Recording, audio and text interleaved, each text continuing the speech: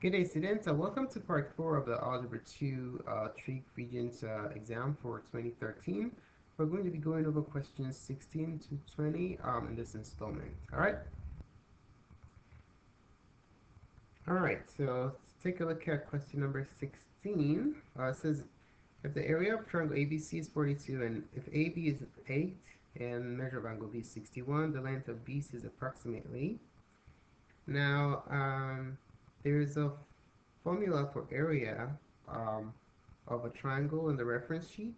K is equal to 1/2 AB sine C.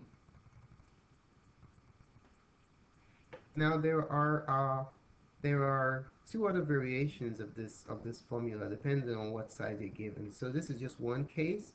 The area formula can also be given by 1/2 um, AC sine B, and it's also equal to 1/2 uh, BC sine A. All right.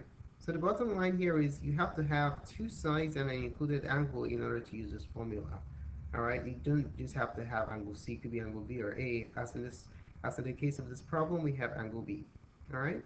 So let's um, make a sketch of the situation, and then we can see with the right formula that we can use for this problem. Okay. So we just draw a triangle. Doesn't really matter how you sketch it. Let's label the sides. So this is A, B, C. All right. AB is 8. BC, we do not know what it is. Question mark.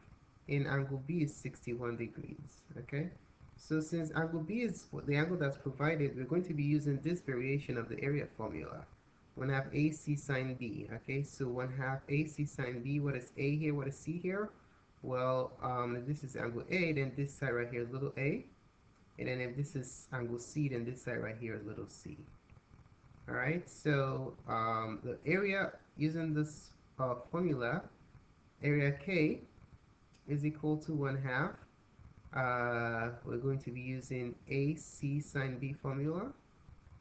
So we know that the area is 42, right? So we're going to have 42 equals 1/2 of A, which we need to find. A is equal to BC. C is, what is C? C is AB, which is 8. 1/2, 8 times 8 sine 61. Alright, because that's angle B. Okay, if we get A by itself, that'll basically be our answer because we do not know what A is. Alright, so let's simplify this a little bit more. We have 42 equals, what is half of 8? Half times 8 is half of 8, which is 4. So we have 4 A sine 61. Okay, so how do we get A by itself? To do that, we'll just simply divide by the other numbers that we have. Divide by 4 sine 61, both sides. Okay? 4 sine 61, 4 sine 61, the sine 61 divide out, the 4 divide out, and you're left with A equals, now 42 over 4 sine 61, we can easily compute this using our calculator.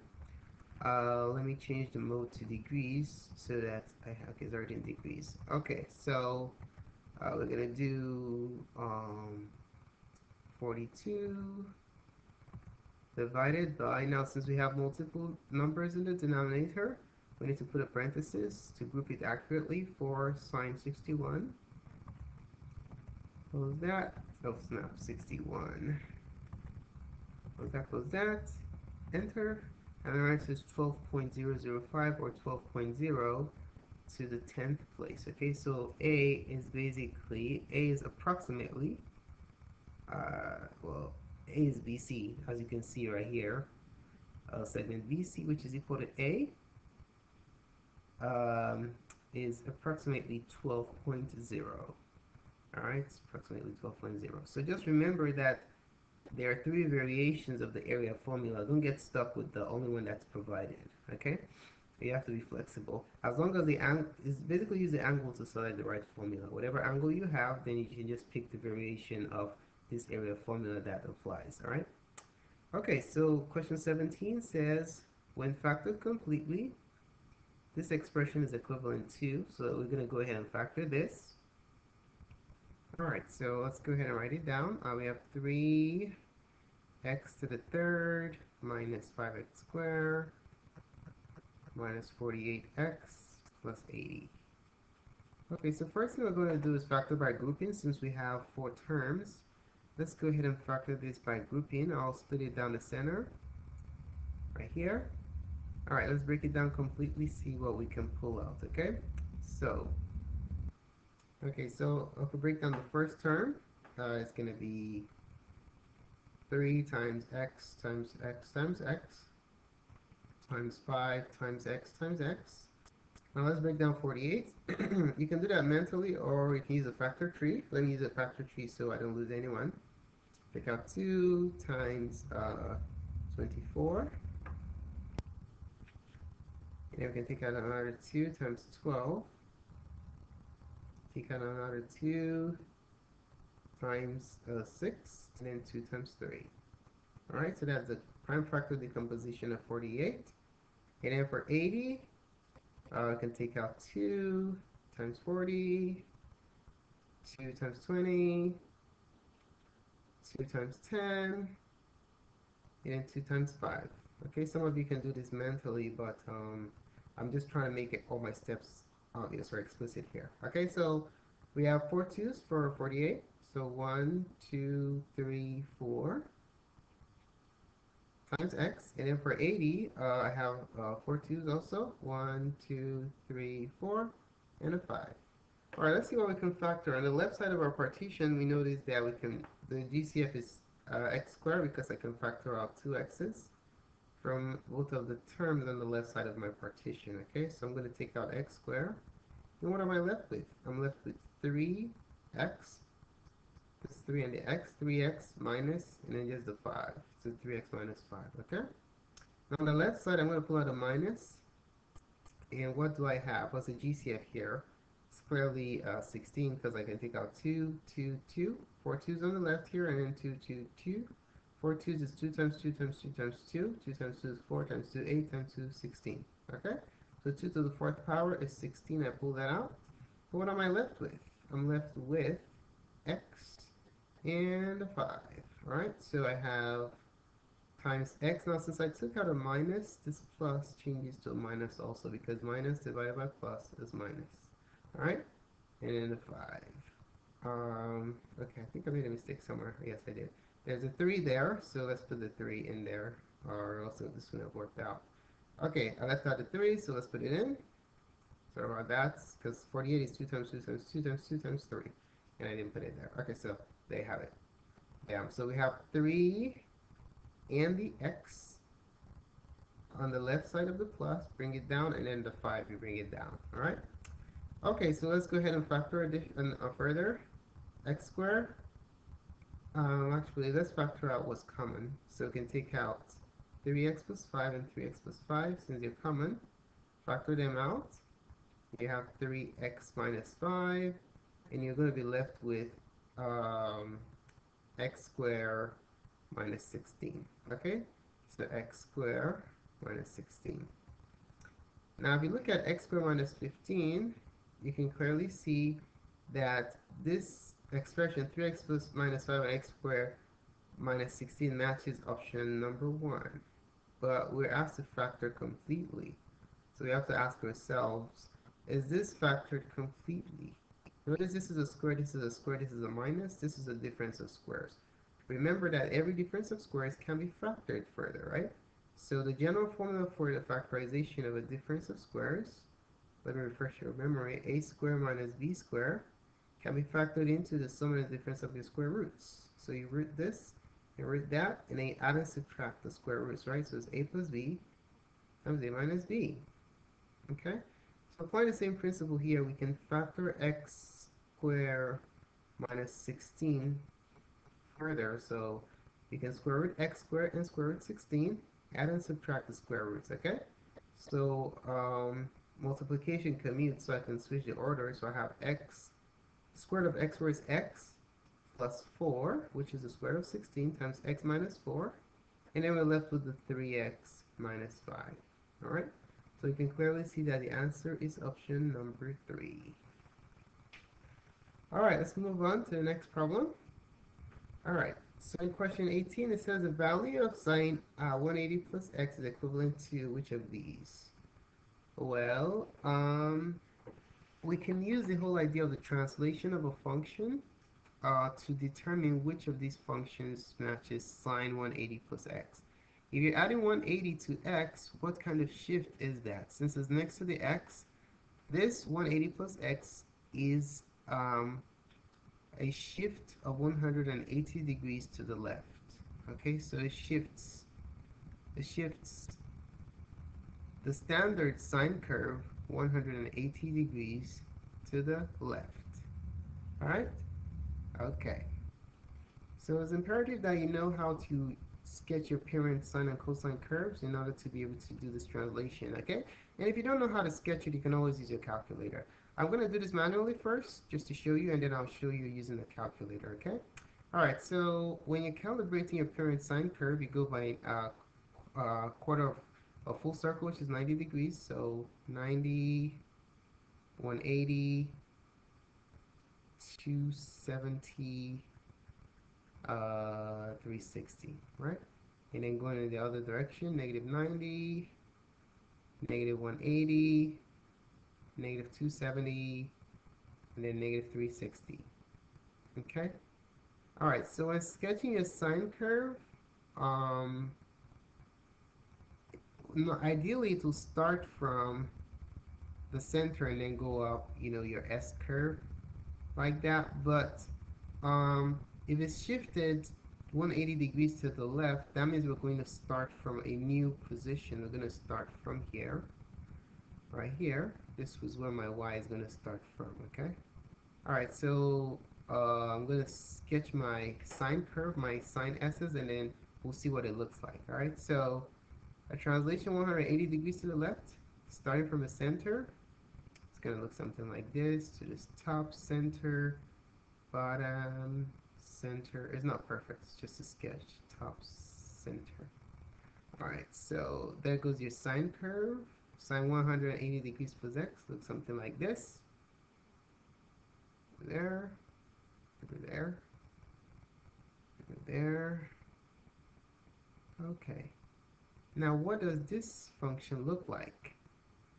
Starting from your standard y-axis, what does this look like? This looks like the opposite of your sine function, because the sine function normally looks like this, right? Normally looks something like this, goes like that. But the resulting graph we have is the reflection on the x-axis, okay, up and down reflection. So this graph we have just created by translating the function 180 degrees to the left is the opposite of the sine function, okay? All right, so this is the function. This is the same thing as y equals negative sine x, okay? So you can see that the answer is option number 1, okay? All right, so there you have it. Now, let me show you using the calculator how to do this. Okay, so you have to remember that your mode has to be in radians first. I mean, in degrees, sorry, since we're graphing at 180 degrees. It has to be in degrees first, or else it won't come out correctly, okay? So we're going to graph sine 180, 180 plus x, okay? And then graph. Okay, let me stop this. Uh,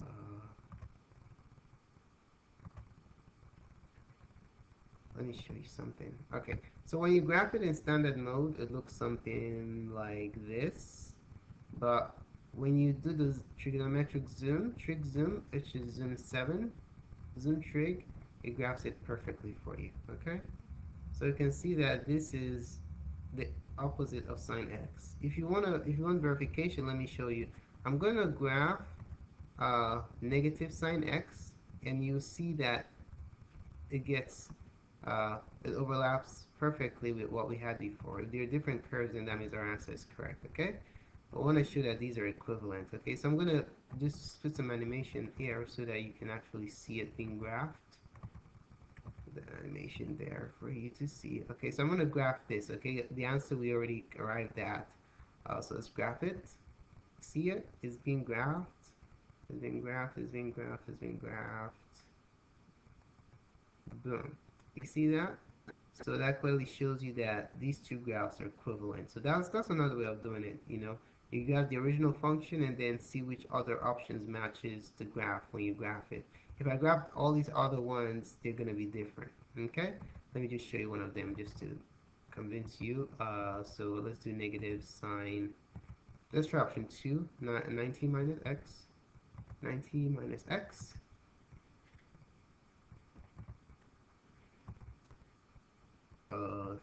Animate that. Well, yeah, I don't need to animate it because it's different. Yeah, you see, it's not equivalent to something different. And then when you try the other two, you're going to get other things too. All right? So there you have it. Okay, let's move on to question number 19. So question 19 says the sum of these two expressed in simplest radical form is. So how do we simplify cubes? Well, when you break them down, break the radicand down, any factor that repeats itself 3 times can come out as 1, as a cube root, right? So that's how I'm going to simplify this for you. So let's start with the first one. What is the cube root? The simplified form of the cube root of 6a to the fourth b to the second. To simplify it, I just break them down. If I have any repetitions, I'll factor it out. Okay, so we have the cube root of, if you break down 6, 6 is 3 times 2, and then a times a times a times b times b, right? So actually, I'm missing one a. Let me do this using a factor tree. I think it looks nicer if you use a factor tree to do this. So if I want to use a factor tree, if I break down the number, it's going to be 3 times 2, and then we have, if we break down the variable, we have a 1 2 3 4, and then a b, and then a b. Okay. Now to simplify this completely, remember any factor that repeats itself 3 times can come out as 1. So we have 3 a's here, a. This 3 can come out of the radical as an a. Okay. And then everything else didn't repeat sufficient number of times, so they stay behind. So the simplified form of 64a to the fourth b squared is simply going to be a times the cube root of 6. Now, since all these three are gone, we're left with just a. 6a and b squared wasn't enough to break out, so we was left with 6ab squared. All right? Now, let's apply the same simplification algorithm to the cube root of 162 a to the fourth b to the second. All right, 162 is a bigger number to break down, so let's do it. It ends with 2, so I know 2 goes into it. Take out 2. 2 goes into 18, into 16 8 times, and 2 goes into 2 once. And then a4b squared, well, 81, you can take out the 3. You're left with 27. I'm going to break this down later on. Okay, let's stop writing this over and over again. Take out another 3. 9. Take out a 3. 3. Okay? And then we have times a to the fourth is a, 4 a's, and then 2 b's, and then a b. Okay? All right, what breaks out here? We have only 1, 2, so it stays. All right, so now the 3, there's just a 2, so it stays. Now let's look at a 3. We have more than 3 3's, so we need to extract them 3 at a time. So these three threes here can be grouped as 1, and they basically come out as 1 3. Okay? This other 3 stays behind. Now, if we look at the a's, they're more than 3, so group them in 3s. So we have one group of 3. So these 3 3's can just come out as an a. This 3 a's, sorry. These 3 a's can come out as an a because the cube root of a times a times a is a, and the cube root of 3 times 3 times 3, which is 27, is just 3. Okay? So these ones can come out as 1, but these other ones remain behind. The 2, the 3, this a, and these 2 b's. They don't have enough factors to, they didn't repeat sufficient times to break out. You need to repeat 3 times in order to come out of this radical, okay? So the simplified form of the cube root of 162a to the 4b squared is, these two come out as 3a times the cube root of 6ab squared, okay? 6ab squared. Alright, so what we're going to do now is find the sum. That's what the question asked us to do. So what is the sum? So let's sum it up. To find the sum, we're going to do a times the cube root of 6ab squared. That's what we got before, right? And then plus 3a times the cube root of 6ab squared. Now, how do we add this? Well, you notice that the radicands are the same. So all we just do is add the coefficients of the radicands. Okay, this is 6. This is just a, so we can put a 1 here, imaginary 1. And then it's just like adding, imagine adding, let me put an example for you. If you're adding ax plus 3x, what is that going to be? You don't add the x's, right? You just add the coefficients. I'm sorry, I meant to say if you're adding, yeah, that's a good example, yes. Something like this. Alright, so it's ax plus 3x. All you do is you add the coefficients, right? So you have ax plus 3x, you're going to have 4, I'm sorry, I meant to say 1x plus 3x. Yes, 1x plus 3x. Bad example. Anyway, so if you add in x plus 3x, you just put an imaginary 1 here, so you have 4x's, right? 4x. That's basically what this is like. So we have 1a and 4 and 3a. Ignore this. This is just like the variables. So if you want to add these two, you're going to have 4a times the cube root of 6ab squared. Okay? You have to be really careful. Do not add the radicands. You just add the coefficients. Okay? Just like 1x plus 3x, you add the coefficients. Here, you just add the coefficients. Alright? These are like x's. Alright, so you have 4a to the third, 6ab squared. So let's see if the answer is here. Answer is option number 3. Okay? So there you have it. Alright, let's move on to the next question, question 20. It says, which of the following, which equation is represented by the graph below? So for this one, we can just use the amplitude and the period to determine what the equation is, right? So remember the standard form for equation of trig functions. Let's write that down. So the equation is alright, so the equation is y equals a, it can be sine or cosine. Let's use cosine. Cosine bx. Okay? So we have to be really careful here. A is the amplitude, okay? A is the amplitude, and you can read the amplitude directly from the graph. Okay? How far do you go up and down from a central position? But B is not that direct. B is the tricky one. B is 2 pi divided by the period. Alright? So you cannot find B by just looking at the graph. You have to do some work to find B. Okay? So let's first of all ascertain what graph this is. Is this sine or cosine? Because this is the cosine variation, and even the sine variation, the same process applies. Okay, sine dx. Now let's look at the graph we have under consideration here. Remember that your sines are basically like s's. They start from the center and go like this. And your cosine are like cups. They go like this. Okay? So this one starts from a max. Cosine normally starts from a max or the min. This one starts from a max. So this is clearly a cosine situation. So it cannot be 2, nor can it be, or can it be 4. Okay, it's either 1 or 2. 1 or 3. Now, what is the amplitude here? The amplitude is a measure from the center to the max or the min. Okay?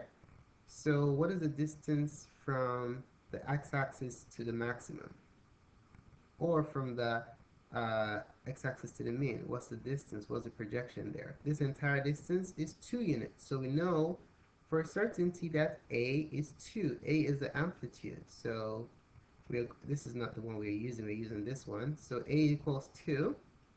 Now what is B? Remember I told you that is a complicated one.